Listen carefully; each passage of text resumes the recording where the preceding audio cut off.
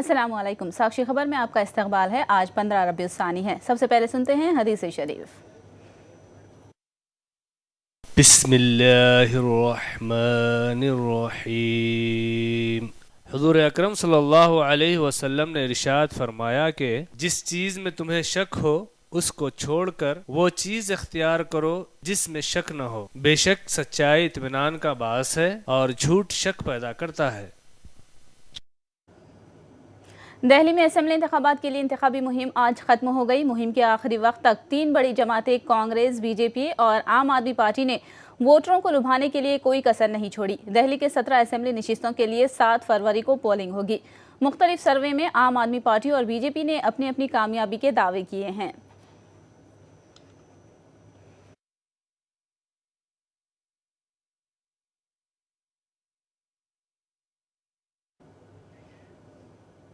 दिल्ली के राजेंद्र नगर असेंबली हल्के में दर्जनों तेलुगु वोटर्स हैं, लेकिन बरसों से उनके मसाइल हल नहीं हुए हैं। कठपुतली कॉलोनी के स्लम बस्ती में दर्जनों अफराद इंतहाई गैर इंसानी माहौल में रहते हैं। गंदी नालियों में उनके मकानात हैं। इस माहौल को बदलने के लिए तमाम सियासी जमातों ने उनसे महज वादे किए हैं और उन पर अमल नहीं किया है। 2-3 नस्लें इस स्लम माहौल में अपनी ज़िंदगी गुजार चुके हैं। मुकामी अवाम ने इस मरतबा कम से कम उनके मसाइल को हल करने की मांग की है। 48 సంవత్సరాలు కావస్తున్నదండి ఇక్కడికి. కానీ ఇక్కడ మా బ్రతుకుకి ఏమున్నదంటే ఒక దోమలు ఈగల్లాగా కొన్ని సమక్షాలు మాకు పరిపాలన అయిపోయింది ఇక్కడ. కానీ ఒకటి ముందల కూడా ఒక కాంగ్రెస్ రాజ్యం ఉండేప్పుడు కొంత సలహా ఏమని ఇచ్చేసేది కదా, మీకు ఇండ్లు జాగలు కట్టిస్తాము, ఏమి కాదు, మీకేమి భయం లేదు. అజయ్ మక్కన్ గారు కూడా అన్నారు. మళ్ళీ తర్వాతట్లో కూడా ఇక్కడ ఒక ఎమ్మెల్యే గురుస్వామి కూడా మాకు ఎన్నో అవకాశాలు చెప్పేశారు. కానీ మంచి మంచి మాటలు చెప్పి ఈ విధంగా కానీ మాతో ఓట్లు కూడా వేసుకొని ఒక్కసారన్నా ఈ ఒక్క గందికి నాలా గురించి కూడా ఒక 4 రాళ్ళు వేసి ఈ విధంగా మీరు ఉండాలన్న కొన్ని సమస్యలు కూడా మాకు ఎవరు సాయం చేసే వాళ్ళు ఎక్కలేరు. నాయకులంటే మన ఇది అజయ్ మక్కన్ గారు వచ్చినాడు, అజయ్ మక్కన్ భార్య వచ్చినది. తెలుగు నాయకుల వరకు ఎవరు రాలేదండి. తెలుగు నాయకులు అజయ్ మక్కన్, రమాకాంత్ గోస్వామి వచ్చినాడు, హనుమంతరావు వచ్చినాడు, అజయ్ మక్కన్ భార్య వచ్చినది. ఇక్కడికి మన హేమలత గారు వచ్చినారు, నగరం పాల్సని గురుసామాని ఎమ్మెల్యే అని వాళ్ళు వచ్చిపోయారండి. ఎవరు ఏం చేసినది ఏం లేదు. కొంచెం ఓట్ల కోసానికి వస్తారు కానీ అందరూ వాళ్ళ ఫాయిదా కోసానికే. ఏముందని బాధపడుతున్నాం. 30 సంవత్సరాలు 40 సంవత్సరాలు వస్తుంది ఇలా. మీ అంతా మరి వరంగల్ డిస్టిక్ మాది, వరం దగ్గర తొర్రూరు మాది. మేము వచ్చి 30 సంవత్సరాలు 40 సంవత్సరాలు అయిపోతుంది ఇక్కడికి వచ్చి. అక్కడి నుంచి మాకు ఏమీ లేదు, ఇట్లే ఉన్నాం. ఇక అప్పుడు గుడిసెలు ఉండే, మాకు గుడిసెలు ఇప్పుడే 2-3 రేకులు వస్తున్నాయి. కొంతమంది గుడిసెలు ఉన్నాయి, చూడండి అన్ని గుడిసెలే. కాగితాలు చినిగిపోతా కూడా కాగితాలు వేసుకుంటున్నాం. ఎప్పుడు వచ్చినా ఎలక్షన్ వచ్చేప్పుడు మీకు ఇల్లు ఇస్తాం, మీకు ఇల్లు గిన్నె కట్టిస్తాం, అక్కడ పోయి ఉండండి, ఇక్కడ పోయి ఉన్నట్టు ఎక్కడ చూపిస్తలేదు మాకు జాగలు. ఇల్లు కడుతాడు. 8 సంవత్సరాలు 40 సంవత్సరాలు సగం వయసు అయిపోయింది, ముసలి తెలగడం పడిపోయింది. ఏ ఇల్లు లేవు, ఏమి లేవు. వచ్చేప్పుడు ఎలక్షన్ కూడా వస్తారు, మీకు కాలు మంచిగా కట్టిస్తాయి. కావాలి ఇది చూడండి, కావాలి చూడండి, మీరే చూడండి, కావాలి ఈ కాలు కట్టి. కానీ ఇప్పుడు वासर कांग्रेस के तर्जुमान वासी रेड्डी पद्मा ने चंद्रबाबू के किसान मुखालिफ मौका पर शदीद तनकीद की। उन्होंने गरीब किसानों की अराजी को ज़बरदस्ती हासिल करने का इल्ज़ाम लगाया और कहा कि बाबू अपने पार्टी कायदीन के अराजी को तहफ़्फ़ुज़ फराहम करके गरीबों से अराजी ताकत के बल पर छीन रहे हैं। वासी रेड्डी पद्मा ने इस सिलसिले में वीडियोज़ भी मीडिया को दिखाए। సమీకరణ ఇవ్వకపోతే ఏదో ఒక రకంగా కేసుల్లో ఇరికిస్తున్నారు. కొన్ని రోజుల పాటు ఇంట్లో ఎవరో ఒకళ్ళ మీద కేసులు పెట్టి పోలీస్ స్టేషన్ చుట్టూ తిప్పుతున్నారు. మేము మా ఊరు వెళ్ళాలంటే భయపడేటటువంటి పరిస్థితి ఏర్పడిందని చెప్పి రైతులు ఎంతో ఆందోళనతోటి భయంతో మొరపెట్టుకున్నటువంటి విషయం మీరు చూశారు. ఇవాళ అలాంటి వాతావరణం ఇప్పటికీ కూడా కొనసాగుతోంది. మీరు ఈ క్లిప్పింగ్స్ కనుక చూస్తే రైతులు ఈ రోజు చేసినటువంటి ర్యాలీ, మేము భూములు ఇవ్వము అని వాళ్ళు ప్రతి అధికారి దగ్గరికి తిరుగుతున్నారు, ప్రతి కమిటీ దగ్గరికి తిరుగుతున్నారు, ప్రతి పార్టీ దగ్గరికి తిరుగుతున్నారు. దయచేసి మమ్మల్ని వదిలేయండి, మేము వ్యవసాయం చేసుకుంటాం, మా భూములు మేము కాపాడుకుంటామని చెప్పి. ప్లే చేయడమా.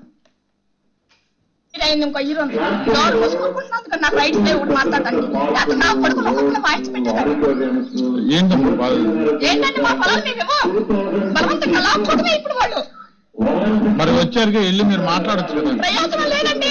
వాళ్ళు ఒక సిఆర్టీఐ చట్టం తీసుకొచ్చారు కేంద్రంలో కూడా, వాళ్ళు ప్రభుత్వం కాబట్టి వాళ్ళు ఇష్టం వచ్చినట్టు తీసుకొచ్చుకున్నారు. రైట్స్ ఉన్నాయి, లీగల్ గా వాళ్ళకి రైట్ ఉంది. ఇవ్వకుండా లాక్కుంటారు. పిచ్చిక మీద బ్రహ్మాస్త్రాలు మారేది, పిచ్చిక మీద బ్రహ్మాస్త్రం వేస్తున్నారు చంద్రబాబు నాయుడు. మాకు ఓటు వచ్చిన దగ్గర నుంచి వేరే పార్టీకి మేము ఓటేలా చంద్రబాబు నాయుడికి తప్పితే మేము ఇప్పుడు ఓటేసి మా బాధ మేము మా తెచ్చి మీదకి తెచ్చుకున్నాం. అవన్నీ ఏమనుకుంటున్నాడు? సంవత్సరానికి 3 పంటలు పండే భూమి ఎవరండి? అన్నం తింటే జాతగా నాడు కూడా పాడు చేసుకున్న భూమి. వాడు పొలం ఏమన్నా ఉంటే ఏమన్నా ఇస్తాడేమో, వాడు పొలం ఏమన్నా ఉంటే ఇస్తాడేమో. ఈ నారాయణ గారు ఇస్తాడా? పచ్చిపాటు పుల్లారావు గారు ఇస్తాడా వాడు పొలాలు? सीधे रुख करेंगे सेक्रेटेरिएट का, जहां पर तेलंगाना के वजीर आला केसीआर मीडिया से बात कर रहे हैं।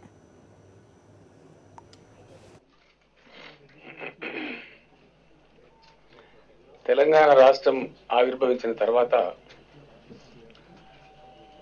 మొట్టమొదటి తొలి పిఆర్సీని ఇంప్లిమెంట్ చేయాలని చెప్పి ప్రభుత్వం నిర్ణయం తీసుకున్నది. ఈ పిఆర్సీ తెలంగాణ రాష్ట్ర సాధనలో కూడా తెలంగాణ ఉద్యోగుల పాత్ర చరిత్రాత్మకమైనటువంటిది. వాళ్ళు ఎటువంటి దీనికి విరవకుండా సకల జనుల సమ్మె లాంటి అద్భుతమైన సమ్మెలు కూడా చేసి రాష్ట్ర సాధనలో అగ్రభాగాన నిలిచి విరవకుండా వారు పోరాడిన విషయం సమాజం అందరికీ కూడా తెలుసు. చాలా సందర్భాలలో వాళ్ళ మీద ఏసీబీ కేసులు పెట్టినా, అనవసరంగా ట్రాన్స్ఫర్లు చేసినా, మెమోలు ఇచ్చినా, ఉన్నతాధికారులు పిలిచి బెదిరించినా, కొన్ని సందర్భాల్లో కేసులు పెట్టినా కూడా భయపడకుండా రాష్ట్ర సాధన కోసం అందరం కలిసి పురోగమించాం. కాబట్టి అందులో మా ఉద్యోగుల పాత్ర చాలా గణనీయమైనది. కాబట్టి వారికి ఉన్నంతలో ఆర్థిక వెసులుబాటును చూసుకుని పూర్తి స్థాయిలో సంప్రదింపులు జరపాలని చెప్పి ప్రభుత్వం నిర్ణయించింది. ఆర్థిక శాఖ మంత్రి రాజేందర్ గారు, అట్లనే ఆర్థిక శాఖ ముఖ్య కార్యదర్శి గౌరవనీయులు నాగిరెడ్డి గారు, శివశంకర్ గారు, రామకృష్ణారావు గారు చర్చలు జరిపారు. కొన్ని చిన్న చిన్న అబరేషన్స్ ఉండే. ఆ తర్వాత ప్రభుత్వ special chief secretary Pradeep Chandra గారి అధ్యక్షతన ఒక కమిటీని వేసి లోతుపాతులు మాట్లాడమని రిక్వెస్ట్ చేయడం జరిగింది. ప్రదీప్ చంద్ర గారు కూడా 2-3 దఫాలుగా వాళ్ళతో చర్చలు జరిపారు. నిన్ననే ఒక ప్రిలిమినరీ ఇట్లా పోతే బాగుంటుంది, గవర్నమెంట్ డైరెక్షన్ తీసుకుంటే బాగుంటుందని చెప్పారు. అది కాకుండా టైం, ఎందుకంటే మనకు ఎమ్మెల్సీ ఎన్నికలు చాలా ఖాళీగా ఉన్నాయి, చాలా పోస్టులు ఖాళీ కాబోతా ఉన్నాయి, కొందరు రిటైర్ అవుతా ఉన్నారు, రకరకాల వేకెన్సీలు రాబోతా ఉన్నాయి. నిన్ననే ఎలక్షన్ కమిషన్ ఆఫ్ ఇండియా వాళ్ళు మన లెజిస్లేచర్ పార్టీ సెక్రటరీ సదారాం గారిని అడిగారు, ఇక్కడ రిటర్నింగ్ ఆఫీసర్ని, అసిస్టెంట్ రిటర్నింగ్ ఆఫీసర్ని ఎన్నికల నిర్వహణ కోసం గాను మీరు సూచించండి అని చెప్పి అడిగారు. అంటే ఒకసారి సూచన ఇవ్వడం జరిగితే ఏ క్షణానైనా సరే వాళ్ళు ఎలక్షన్ కూడా నోటిఫై చేసే ఆస్కారం ఉంటుంది. ఒకవేళ అట్లా నోటిఫై చేసినట్టయితే దాదాపు మళ్ళీ ఏప్రిల్ దాకా ఎన్నికలు ముగిసిపోయేదాకా ఇబ్బందులు వస్తాయి. కాబట్టి ఈరోజు తెలంగాణ ఉద్యోగుల జేఏసీ చైర్మన్, టీఎన్జిఓ అధ్యక్షులు దేవి ప్రసాద్ గారిని, అట్లానే వెంకటరెడ్డి గారు పిఆర్టీయు ఉపాధ్యాయ సంఘం అధ్యక్షుల వారిని, సెక్రటరియట్ ఎంప్లాయీస్ అధ్యక్షులు నరేంద్ర గారిని, టీజీఓస్ అధ్యక్షులు ప్రభుత్వ పార్లమెంటరీ కార్యదర్శి శ్రీనివాస్ గౌడ్ గారిని, మమత గారిని, ఇంకా కొందరు డాక్టర్ రమేష్ గారు ఉన్నారు, మెడికల్ జేఏసీ నాయకులు, అందుబాటులో ఉన్నటువంటి నాయకులు, ముఖ్య నాయకులందరినీ పిలుచుకొని దాదాపు 1 గంటన్నర 2 గంటల పాటు చర్చించిన తర్వాత ప్రదీప్ చంద్ర గారు ఇచ్చినటువంటి ఇంటీరియం రిపోర్ట్ కూడా వాళ్ళకి చెప్పిన తర్వాత ప్రభుత్వం ఒక నిర్ణయానికి వచ్చింది. ఈ తరంకొస్తున్నటువంటి ఈ నోటిఫికేషన్ ఏదైతే ఉందో అది ఇబ్బంది కలిగించేటువంటి పరిస్థితి ఉంది, అది మంచిది కాదు, ఉద్యోగులు ఇంకా వెయిటింగ్లో పెట్టడం కరెక్ట్ కాదు ఉద్దేశంతో ఒక డెసిషన్ తీసుకున్నాం. ఉద్యోగస్తులందరికీ శుభవార్త. గత చరిత్రలో ఎప్పుడు లేని విధంగా తెలంగాణ రాష్ట్రంలో పిఆర్సీ వాళ్ళ యొక్క వెయిటేజ్ ఏదైతే ఉందో వాళ్ళు అడుగుతున్నటువంటిది 43%గా డిక్లేర్ చేయడం జరిగింది.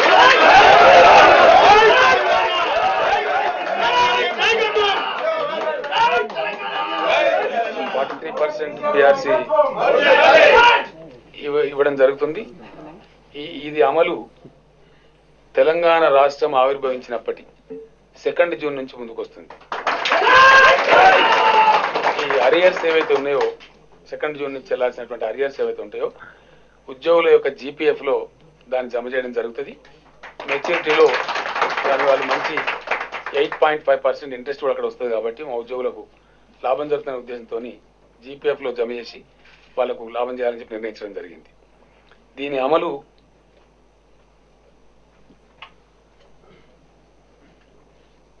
మార్చి 2015 నుంచి, అంటే ఈ సంవత్సరంలో చివరి నెల జీతం కూడా కొత్త పిఆర్సీతోనే వస్తుంది. ఆ విధంగా మార్చి నెల నుంచి పిఆర్సీ యొక్క అమలును మార్చి నెల వేతనంలో పొందుపరచాలని చెప్పి నిర్ణయం కూడా తీసుకోవడం జరిగింది. దీనికి సంబంధించి ఆర్థిక శాఖ ఈ రోజు లేదా రేపు ఉదయం ఉత్తర్వులు జారీ చేస్తారు. నాకు తెలిసినంత మటుకు లక్ష్మీవారం కాబట్టి రేపు ఉదయం చేస్తే బాగుంటుంది. జీవో ఇది ఫైనాన్స్ సంబంధించిన మ్యాటర్ కాబట్టి రేపు ఉదయం శుక్రవారం రోజున మంచి రోజు కాబట్టి పొద్దున్నే ఉత్తర్వులు కూడా జారీ చేస్తారు. అయితే ఉద్యోగులకు సంబంధించి కొన్ని అనామలీస్ సంబంధించి కొన్ని వ్యత్యాసాలకు సంబంధించి అనేక అంశాలు ప్రదీప్ చంద్ర గారి దృష్టిలో వాళ్ళు పెట్టారు. ఆర్థిక శాఖ మంత్రి గారు కూడా చెప్పారు. కొన్ని స్కేళ్లలో ఉండేటువంటి డిస్పారిటీస్ మీద కానీ ఇతరత్ర కొన్ని అంశాలు దాంట్లో ఉన్నాయి. ఆ అంశాలన్నిటి మీద స్థూలంగా ఇప్పుడు చర్చ జరిగింది. కానీ నిర్ణయాలు తీసుకోలేదు. ఎందుకంటే చాలా పెద్ద ఎత్తున ఉన్నాయి. అవన్నీ ఒకటి రెండుగా లేవు. అనేక సమస్యలు అనేక ఉద్యోగస్తులు ఉన్నాయి. అది ఇంత షార్ట్ పాసిబుల్ టైంలో మనం అడ్రస్ చేయలేము. ఒకసారి ఫిట్మెంట్ అనేది ఇచ్చేస్తే కట్ ఆఫ్ డేట్స్ చెప్పేస్తే ఇంప్లిమెంటేషన్ డేట్ కూడా చెప్పేస్తే మిగతా సులభం అవుతుంది. ప్రాసెస్ బిగిన్ అయిపోయినట్లు లెక్క. పిఆర్సీ ఇంప్లిమెంటేషన్ యొక్క ప్రాసెస్ బిగిన్ అయిపోయినట్లు లెక్క కాబట్టి అప్పుడు ఎలక్షన్ కమిషన్ నోటిఫికేషన్ కూడా అడ్డం రాదు. కాబట్టి ఉద్యోగ సంఘాల నాయకులు సీనియర్ సెక్రటరీస్తో ఉన్నటువంటి కమిటీ చర్చించి వీలైన త్వరగా ఆ అనామలీస్ అని కూడా సరిచేయాలని చెప్పి నిర్ణయం తీసుకున్నాం. ఆ ప్రకారం ప్రదీప్ చంద్ర గారి కమిటీ కొనసాగుతుంది. అది అనామలీస్ మాట్లాడటానికి ఉద్యోగ సంఘాల నాయకులు committee secretaries senior secretaries committee Pradeep Chandra గారి ఆధ్వర్యంలో కమిటీ వాటిని సరిచేసి అవన్నీ కూడా త్రాషౌట్ చేస్తారు. ఇదే సందర్భంగా ఒకే డిపార్ట్మెంట్లో కొన్ని వందల స్కేల్ ఉండడం, వ్యత్యాసాలు ఉండడం, కొన్ని రకాల ఇబ్బందులు కూడా ఉన్నాయి. ఆ సర్వీస్ రూల్స్ కూడా ఇంతింతలా బుక్స్ కూడా ఉన్నాయి. అవి కూడా తీసేసి త్వరలోనే ఉద్యోగ సంఘాలు సమావేశాలు పెట్టుకుని సరళీకృతం చేసి ఆ రూల్స్ను అంత కఠినంగా లేకుండా చీటికి మాటి కోర్టుకు వెళ్ళేటువంటి దుస్థితి లేకుండా వాటన్నిటి ముందు నుంచి అనుకుంటా ఉన్నాం. ఉద్యమకాల నుంచి అనుకుంటా ఉన్నాం. ఈరోజు తెలంగాణ రాష్ట్రం సాకారమైంది కాబట్టి ప్రభుత్వం ఎంప్లాయీ ఫ్రెండ్లీ గవర్నమెంట్ కూడా ఈ రాష్ట్రంలో కొలువు తీరున్నది కాబట్టి డెఫినెట్ గా ఉద్యోగులకు సంబంధించిన సర్వీస్ రూల్స్ వగైరా అన్నింటినీ కూడా ఒక కన్సెన్సస్ తీసుకొని వాటిని చక్కగా చేసి చాలా సులభంగా ఉద్యోగులకు ఎటువంటి ఇబ్బంది లేకుండా ఉండే విధంగా కూడా చర్యలు తీసుకుంటా ఉన్నారు. వాటి గురించి కూడా కమిటీతో చర్చించి తగు నిర్ణయాలు చేస్తారు. అది ఉద్యోగులు ఇచ్చే సూచనల మేరకు ఆ సర్వీస్ రూల్స్ కూడా పొందుపరచడం జరుగుతుందని తెలియజేస్తా ఉన్నారు. Thank you. సార్ ఎంత భారం పడుతుంది సార్ మొత్తం పిఆర్సీ పైన? సీఎం భారం ఎంత సార్? ఖజానా మీద భారం ఎంత సార్? సార్ పిఆర్సీ భారం ఎంత సార్ రాష్ట్ర ప్రభుత్వం పైన? సీఎం గారు సార్ సీఎం సార్ పిఆర్సీ భారం ఎంత సార్? బర్డెన్ 43% ట్రెజరీ మీద బర్డెన్ ఎంత?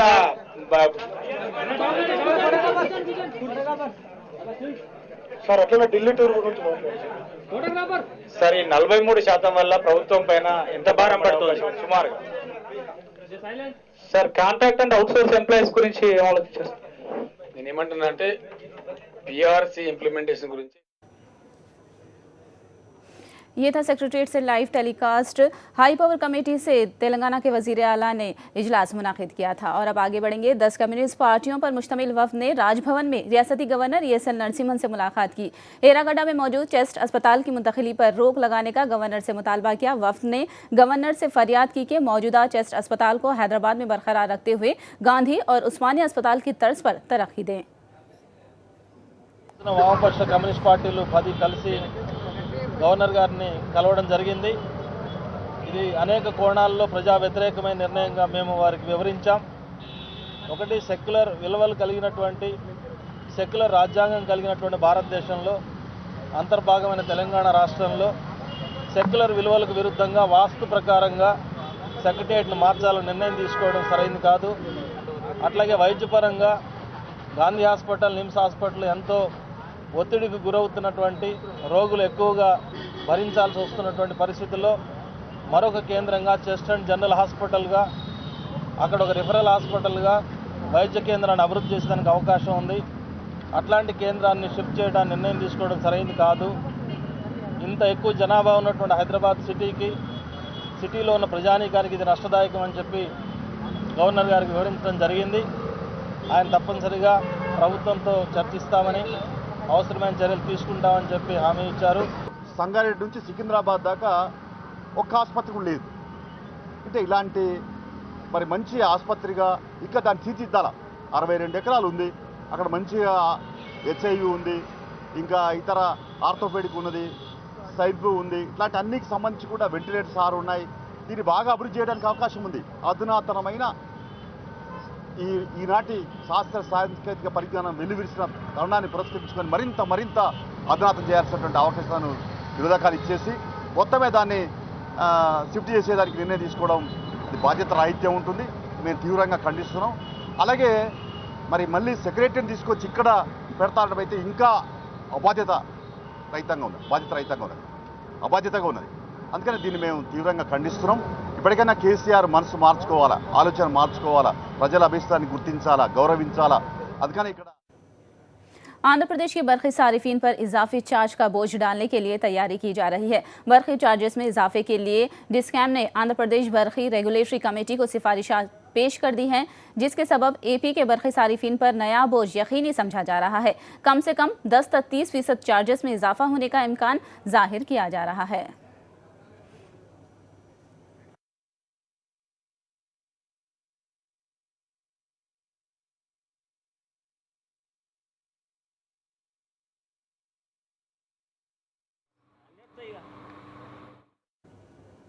वजीर आला बनने के बाद चंद्रबाबू नायडू कॉरपोरेट घरानों के एजेंट बन चुके हैं। कांग्रेस कायदीन ने ये रिमार्क किया है। कांग्रेस कायदीन ने इल्जाम लगाया कि बाबू किसानों से अराजी हासिल करके कॉरपोरेट इदारों को हवाले करने का एजेंडा रखते हैं।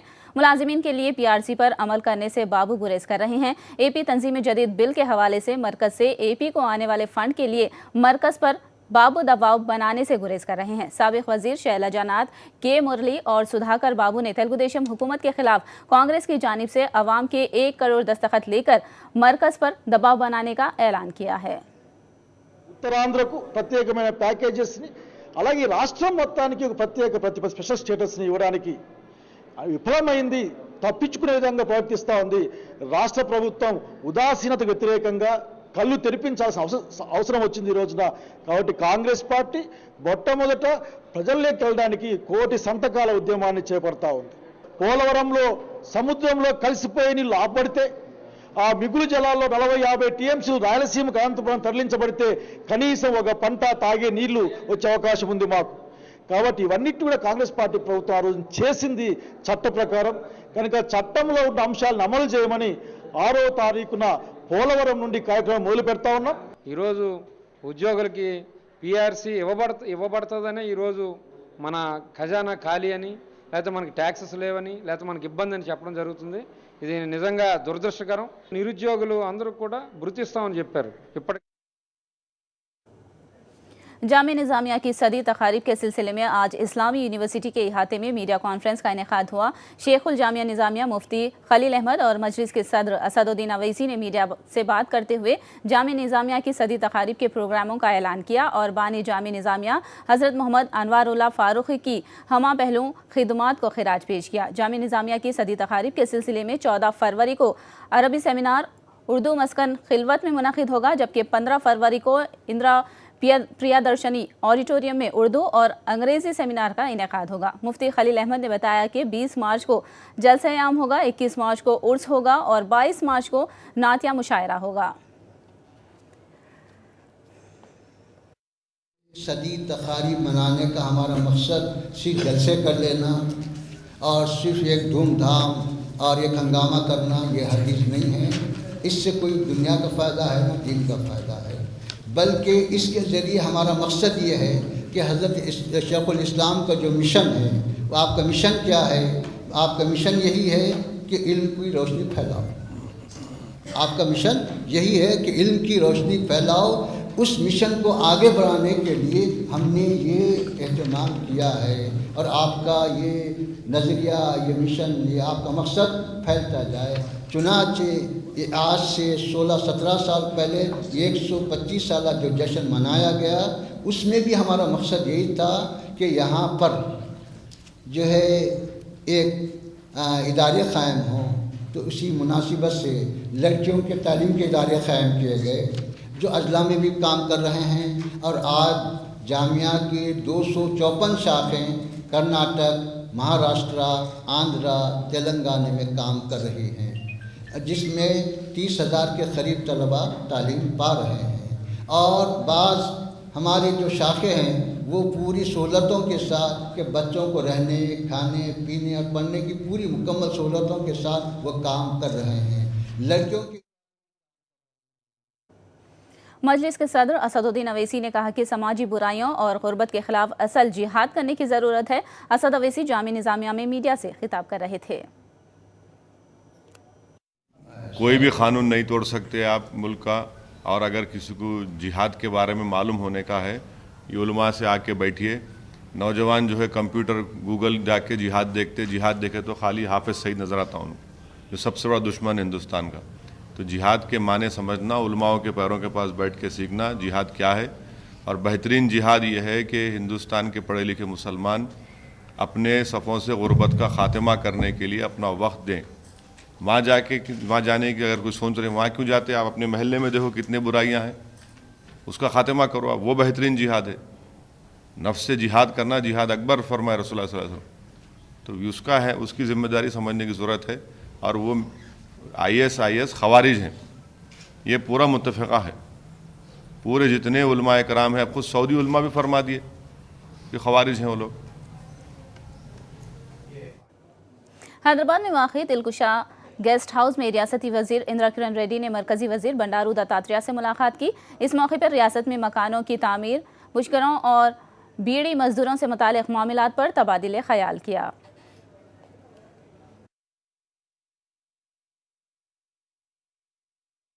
కార్మికులు ఎక్కువ ఉన్నారు ఆ ప్రాంతంలో, ఆదిలాబాద్ జిల్లాలో, నిజామాబాద్ జిల్లాలో, కరీంనగర్, ఆ విధంగా మాకు ఈఎస్ఐ హాస్పిటల్ 50 బెడ్ల హాస్పిటల్ నిర్మల్లో నెలకొల్పాలని చెప్పడం జరిగింది. దానికి వారు సానుకూలంగా స్పందించారు. నేను తప్పకుండా ఢిల్లీ వచ్చినప్పుడు వాళ్ళ ఆఫీస్కి వెళ్ళి సంబంధిత అధికారితో మాట్లాడతానని వారు చెప్పడం జరిగింది. మేము కూడా ఈ పార్లమెంటు సమావేశాలు మొదలైనప్పుడు ఢిల్లీకి వెళ్ళి అక్కడ కూడా పరిశీలన చేసి హాస్పిటల్ మంజూరు చేయించుకుంటే ఈ యొక్క బీడీ కార్మికుల కొరకు ఈఎస్ఐ హాస్పిటల్ మనకి ఎంతో ఉపయోగపడుతుంది అని చెప్పడం జరిగింది. నేను వారు ఢిల్లీకి రాగానే పట్టణాభివృద్ధి శాఖ మంత్రి వెంకయ్యనాయుడు గారితో, అదేవిధంగా గ్రామీణాభివృద్ధి శాఖ మంత్రి వీరేంద్ర సింగ్ గారితో నేను తప్పకుండా సమావేశం పెట్టించి దానికి తప్పకుండా ఎక్కువ మా నిర్మల్లో బీడీ కార్మికులు ఎక్కువ ఉన్నారు ఆ ప్రాంతంలో, ఆదిలాబాద్ జిల్లాలో. साक्षी खबर में फिलहाल इतना ही। साक्षी टीवी पर खबरों का सिलसिला जारी रहेगा।